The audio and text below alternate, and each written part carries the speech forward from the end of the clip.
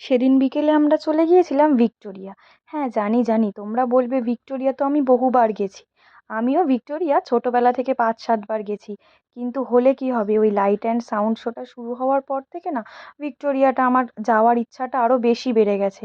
তারপর থেকে আমার একবারও যাওয়া হয়নি। সেদিন সময় পেয়ে হঠাৎ করে বেরিয়ে পড়লাম ভিক্টোরিয়ার উদ্দেশ্যে। মেন উদ্দেশ্য ছিল না আমার ওই লাইট অ্যান্ড সাউন্ড শোটা দেখারই। ওই ক্লিপটা লাস্টে একটুখানি আছে। আমি তোমাদের বলবো, তোমরা যারা ওই লাইট অ্যান্ড সাউন্ড শোটা দেখোনি, একবার গিয়ে দেখে আসো, অসাধারণ দেখতে। পার হেড ১০০ টাকা করে টিকিট, আর সন্ধ্যাবেলা শুরু হয়ে যায় ধরো ৬টা না ৭টার সময়, আমার না এক্স্যাক্টলি ঠিক মনে পড়ছে না। ৪০ মিনিট মতন শোটা হয়। ওটা দেখবে ওইখানে না আমাদের বাংলায় যেই ভার্সানটা ছিল, সেই বাংলা ভার্সানে বলছিলেন হচ্ছে সব্যসাচী, মানে ফেলুদা হিসাবে তো আমাদের একটা আলাদাই লেভেলের ওনার একটা ফ্যান বেস আছে। কিন্তু গলাটা অসাধারণ ছিল। আর যে মানে ভিক্টোরিয়া কুইন যেটা বলছিলেন, সেই গলাটা ছিল সোহিনী সরকারের। অসাধারণ লাগছিল, তোমরা একবার দেখো। আজকের মতো এইটুকু, চলো টাটা, বাই।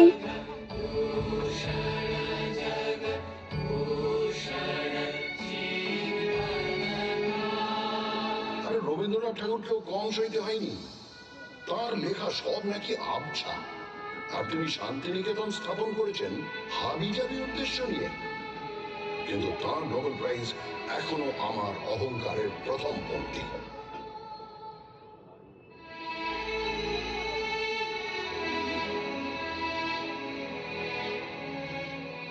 আমি রাজধানীর পর থেকে ১৯১১-এ খসে পড়লাম, কিন্তু ২ বছর পরেই আমার মাথায় এমন মুকুট উঠল যার ঝলমলানি থামার নয়।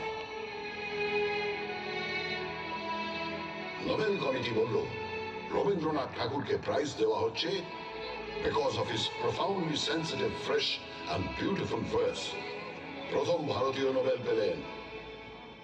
সত্যি ভাবা যায় না বলো, একটা শহর থেকে ৬জন নোবেল লরিয়েট, এবং ৫টা আলাদা ক্ষেত্রে কাজের জন্য। ১৯০২-এ পেয়েছেন রোনাল্ড রস চিকিৎসাবিদ্যার জন্য। ১৯৩০-এ ফিজিক্সে নোবেল পেলেন সিভি রামন। ১৯৭৯-তে মাদার টেরেসা পেলেন নোবেল শান্তি পুরস্কার।